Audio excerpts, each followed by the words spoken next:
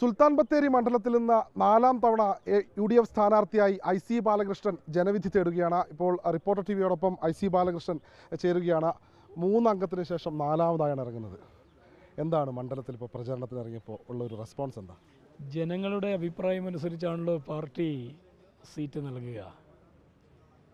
ഐക്യജനാധിപത്യ മുന്നണിയുടെ നേതൃത്വത്തിൽ നടന്ന ചർച്ചയിലും പാർട്ടിയുടെ നേതൃത്വത്തിലെടുത്ത തീരുമാനത്തിന്റെ ഭാഗമായിട്ട് 4ാം തവണയും ജനവിധി തേടുന്നതിന് വേണ്ടിയുള്ള തീരുമാനമെടുത്തതിൻ്റെ ഭാഗമായിട്ടാണ് മുന്നോട്ട് പോകുന്നത്. ഒരു വലിയ വിജയപ്രതീക്ഷ. കാരണം 15 വർഷകാലമായിട്ട് സുൽത്താൻ ബത്തേരിയിലെ എൻ്റെ പ്രിയപ്പെട്ട വോട്ടർമാരുമായിട്ടുള്ള ആത്മബന്ധം അത് തെരഞ്ഞെടുപ്പ് ഘട്ടങ്ങളിൽ മാത്രമല്ല, അതൊരു രാഷ്ട്രീയത്തിൻ്റെ ഭാഗമല്ല.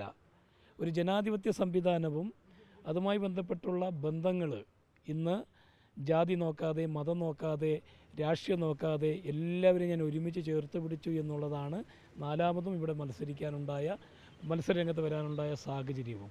അതുകൊണ്ട് തന്നെ കഴിഞ്ഞ തെരഞ്ഞെടുപ്പിനേക്കാളും വലിയ ഭൂരിപക്ഷത്തോടു കൂടി സുൽത്താൻ ബത്തേരിയിലെ ജനങ്ങൾ എന്നെ വിജയിപ്പിക്കുമെന്നുള്ള കാര്യത്തിൽ യാതൊരു തർക്കവുമില്ല. വലിയ രാഷ്ട്രീയ വിവാദങ്ങളൊക്കെ വന്നു. 2 തവണത്തെ തെരഞ്ഞെടുപ്പിൽ ഭൂരിപക്ഷത്തെക്കാൾ ഇത്തവണ വർദ്ധിപ്പിക്കും. എത്ര വർദ്ധിപ്പിക്കുമെന്നാണ് ആ രഹസ്യം ഞങ്ങളോട് പറയണം. അല്ല, അതൊക്കെ ജനങ്ങൾ തീരുമാനിക്കുമല്ലോ. നമ്മൾ ഭൂരിപക്ഷം പ്രവചിക്കേണ്ട കാര്യമില്ലല്ലോ. അത് നിങ്ങൾക്ക് തന്നെ എൻ്റെ നിലപാടിനെക്കുറിച്ചും എൻ്റെ പ്രവർത്തനങ്ങളെക്കുറിച്ചും വിലയിരുത്തിയാൽ അറിയാൻ കഴിയും എത്രത്തോളം ഭൂരിപക്ഷം കിട്ടും എന്നുള്ളത്. അതായത് ഇപ്പോൾ സുൽത്താൻ ബത്തേരി മുനിസിപ്പാലിറ്റിയിലെ 159 ആദിവാസി ഉന്നതികളിലും വികസന പ്രവർത്തനങ്ങൾ കൊണ്ടുവന്നു. അതുപോലെ തന്നെ ആദിവാസി ഉന്നതികൾ കേന്ദ്രീകരിച്ച് ദൈവപ്പുരകളൊക്കെ വികസന പദ്ധതിയുടെ ഭാഗമായി നടപ്പിലാക്കി. അപ്പോൾ ആ മേഖലകളിൽ നിന്നുള്ളൊരു എന്താണ് അവരുടെയൊക്കെ ഒരു ICയുടെ സ്ഥാനാർത്ഥിത്വത്തിൽ അവരുടെ ഒരു മറുപടി അല്ലെങ്കിൽ അവരുടെ ഒരു പ്രതീക്ഷകളൊക്കെ എത്രത്തോളം ഉണ്ട്? ഇതിൻ്റെ അകത്ത് ഈ പട്ടികവർഗ കോളനികളിൽ കുറുമ, പണിയ, കാട്ടുനായ്ക്ക വിഭാഗത്തിൽപ്പെട്ട സഹോദരങ്ങൾക്ക് അവരുടെ പൈതൃകമായ ആചാരങ്ങളും അനുഷ്ഠാനങ്ങളും നിലനിർത്തണമെങ്കിൽ ദൈവപ്പുര എന്ന് പറയുന്ന ആ ഭവനം വളരെ അത്യാവശ്യമാണ്. ആ പദ്ധതിക്ക് ഞാൻ 2012 സുൽത്താൻ ബത്തേരിയിൽ തുടക്കം കുറിച്ചിരുന്നു. തുടക്കം കുറിക്കൽ മാത്രമായിരുന്നില്ല, ആ പദ്ധതി മുന്നോട്ട് പോയപ്പോൾ ചില എതിർപ്പുകൾ പ്രകടിപ്പിച്ചിരുന്നു ചില ഉദ്യോഗസ്ഥന്മാർ. അത് കേരള നിയമസഭയിൽ ഈ ഗൗരവമായ വിഷയം, പൈതൃകമായ വിഷയം കേരള നിയമസഭയിൽ അവതരിപ്പിച്ച് നിയമസഭ പോലും അംഗീകാരം ലഭിച്ചതിന് ശേഷമാണിപ്പോൾ വിപുലമായ രീതിയിൽ എല്ലാ മേഖലകളിലും ദൈവപ്പുരകളുടെ പ്രവർത്തനം നടന്നുകൊണ്ടിരിക്കുന്നത്. അത് അവരുടെ പൈതൃകം. ആ സമുദായത്തിൽപ്പെട്ട മുഴുവൻ ആളുകളും എന്നെ പൂർണ്ണമായി പിന്തുണച്ചിരിക്കുകയാണ്. അല്ലെങ്കിൽ ഒരു സമുദായം തന്നെ അവരുടെ പൈതൃകം, അവരുടെ ആശയങ്ങൾ നഷ്ടപ്പെട്ടു പോവുകയാണ്. ഭാവി തലമുറയ്ക്ക് അവർക്കൊന്നും സമർപ്പിക്കാനുണ്ടാകില്ല. അതാണ് ഞാൻ സംരക്ഷിക്കപ്പെട്ടത് ഇവിടെ. അതുകൊണ്ട് തന്നെ വലിയ മാറ്റം എല്ലാ മേഖലകളിലും ഉണ്ടായിട്ടുണ്ട്. സുൽത്താൻ ബത്തേരി മണ്ഡലത്തെ നടക്കാം.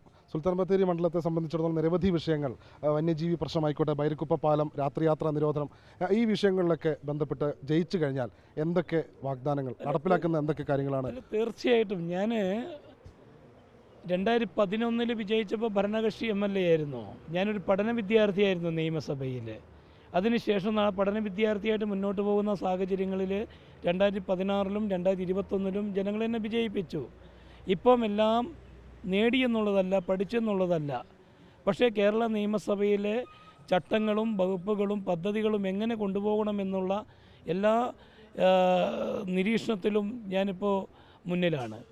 പക്ഷേ 2 ടേം പ്രതിപക്ഷത്തായതുകൊണ്ട് കാര്യപ്പെട്ട വികസനങ്ങളിൽ പങ്കാളിയായതല്ലാതെ കൂടുതൽ കാര്യങ്ങളിലൊന്നും ഒരു രാഷ്ട്രീയം ഉണ്ടല്ലോ അതിൻ്റെ അകത്ത് ഇടപെടാൻ കഴിയാത്ത സാഹചര്യം ഉണ്ടായിട്ടുണ്ട്. പക്ഷേ ഐക്യജനാധിപത്യ മുന്നണി കേരളത്തിൽ അധികാരത്തിൽ വരും.